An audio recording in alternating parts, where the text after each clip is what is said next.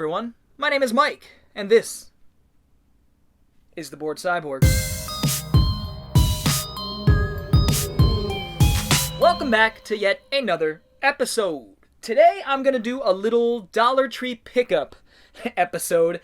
I randomly stopped into a Dollar Tree a few weeks ago, and unfortunately my phone didn't have any storage space, so I couldn't capture it on camera.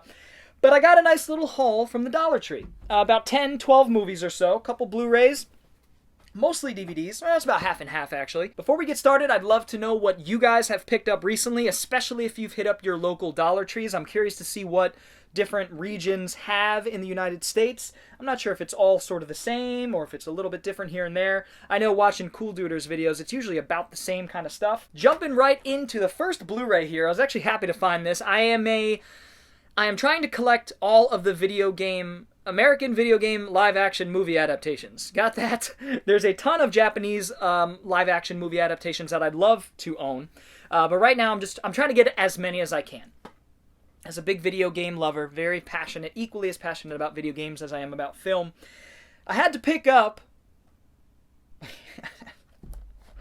BloodRayne, The Third Reich.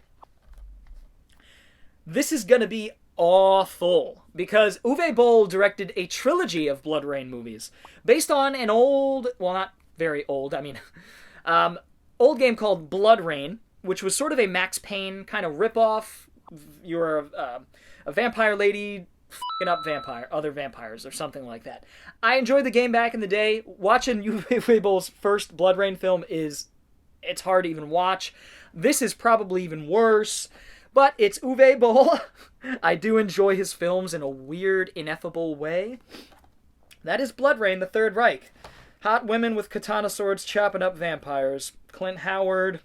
Who else we got in this one? Nobody. Michael Paré. Oh yeah, he's an Uwe Boll mainstay. BloodRayne, The Third Reich on Blu-ray for $1. Man, am I a glutton for punishment. This one was kind of cool to see. The Raven. I don't remember this blowing me away, but I remember enjoying it. I like John Cusack. The story's kind of weird. It follows Edgar Allan Poe in sort of a mystery of his own, like the actual Edgar Allan Poe. I don't know. It's kind of odd.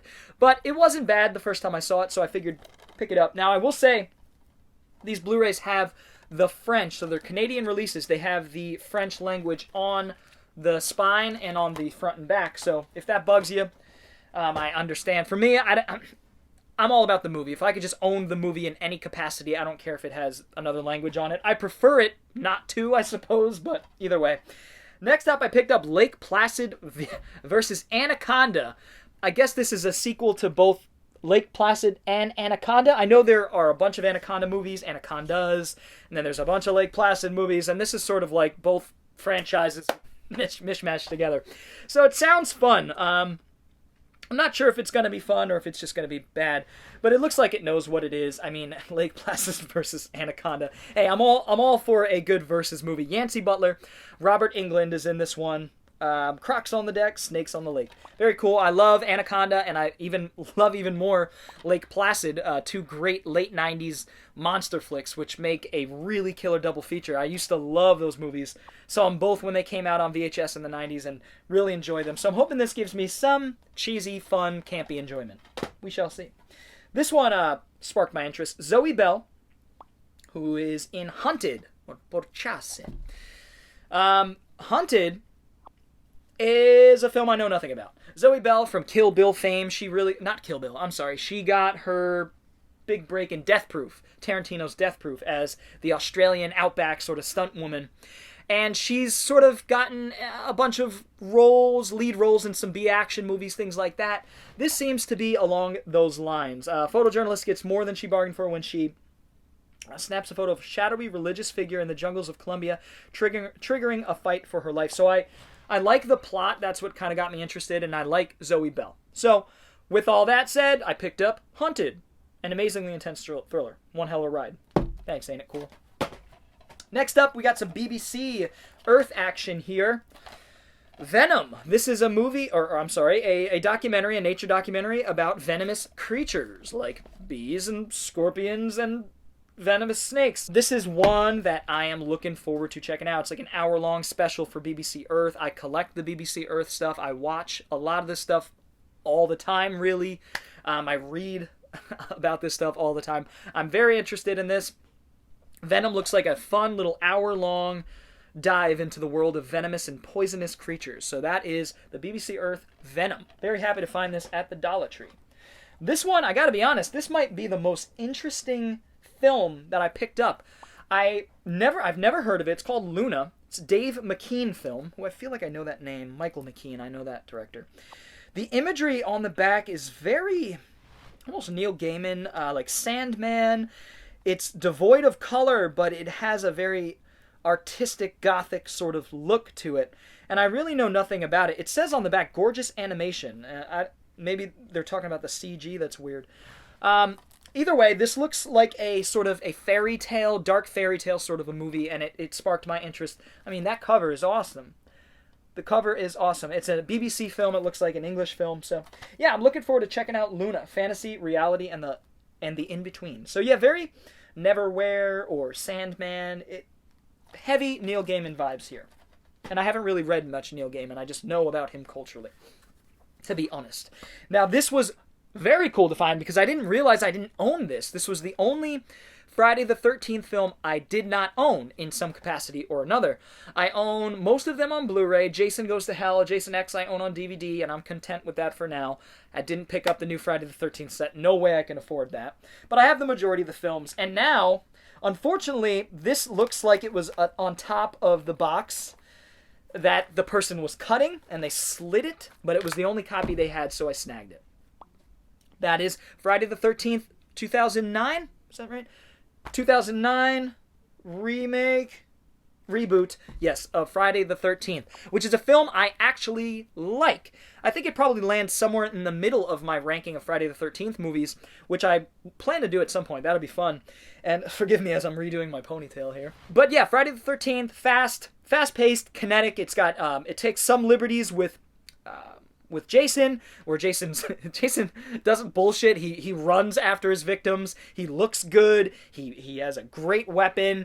He's just it just works. It works as an aughts reboot of the franchise. It's faster paced. It works well. And it's a shame that they never really went on with this sort of reboot, but that's okay. It is what it is. Hopefully we'll get a Friday the 13th movie someday. I know the legal rights for the Friday the 13th movies are all f***ed up. They're all over the place. Nobody knows who owns the rights, or maybe they do, and they don't want to give them up. I don't know exactly. But Friday the 13th, Killer Cut. Yeah, it's a shame that the artwork is a bit damaged there, but I could at least swap out the case. Cool movie. I really enjoyed Friday the 13th, Killer Cut, or reboot. Anyway, a lot of BBC stuff this time around. Clay. I just spit everywhere. I gleated, as they say. Know nothing about this. In fact, I don't even know what type of movie this is. It seems like sort of a fable, dark fable kind of thing with some horror elements. I don't exactly know, but it looks cool. And it's got Ben Rhys-Davies. I wonder if he's related to Jonathan Rhys-Davies. That's interesting. Either way, Clay, be careful how you shape your fate. The old saying. This one was kind of an odd thing to find.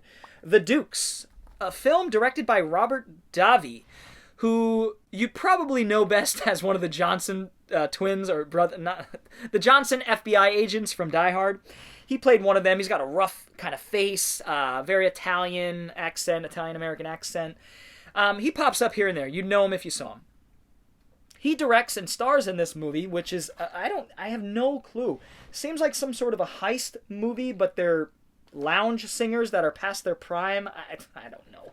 But it's written and directed by Robert Davi. I'd never even heard of this film. On Blu-ray, sure. Add it to the collection. Well, at least give it a shot. I like the people involved. Peter Bogdanovich, Chaz Palminteri, and Robert Davi. Davi. So, yeah, The Dukes. Next up is another film I know nothing about. Bullet Head. Antonio Banderas on the front with a gun. that got me. Simple plot. Trapped in a warehouse after a heist. 3 career criminals will face off against a force more threatening than the police in pursuit. So, yeah, sounds pretty good from the producers of The Hitman's Bodyguard. I don't know. I like Antonio Banderas. It seems like kind of a cool crime film, so I picked up Bullethead. And the last couple are some horror flicks here. I'll Take Your Dead, Death is Knocking at Their Door. I'll Take Your Dead, directed by Chad Archibald. I think I know that name. Know nothing about this, guys. You know, I always end up with like 10 probably bottom of the barrel horror movies at Dollar Tree, and I kind of dwindle them away to see which one sounds or looks the most interesting to me. This one won that contest, and so I'm going to give it a whirl at some point. I'll Take Your Dead. Last up, it's a film I have wanted to see for some time. It's called Abattoir, and I love the concept for this film. As far as I understand, it's about a man who sets out to build like the ultimate haunted house, and what he does is like literally takes rooms from haunted homes, various haunted homes, and put them all into one house. So it's like the haunted house of all haunted houses, right? And I like the concept. I hear the film doesn't really deliver on its themes, on its concept, but I gotta give it a fair shake and judge it for myself. That is Abattoir, directed by Darren Lynn Bousman, who was responsible for a lot of the Saw movies, I believe. At least wrote them. I know I think he directed 2 or 3. Maybe he just wrote them. I'm not exactly sure. Darren Lynn Bousman is not a director or writer that I am fond of, but Abattoir is one that has sparked my interest, so I'll give it a try at some point. I just want to thank you all for checking out this little Dollar Tree haul. I hope you all enjoyed it. I'd love to know what you've picked up at the Dollar Tree or thrift shops as of late. Feel free to leave that down in the comments below. If you enjoyed this video, feel free to give it a thumbs up, and if you're new to the channel and want to see more videos like it, go ahead and hit the subscribe button, as well as the little bell for notifications. Anyway, guys, I will see you all next time. See ya.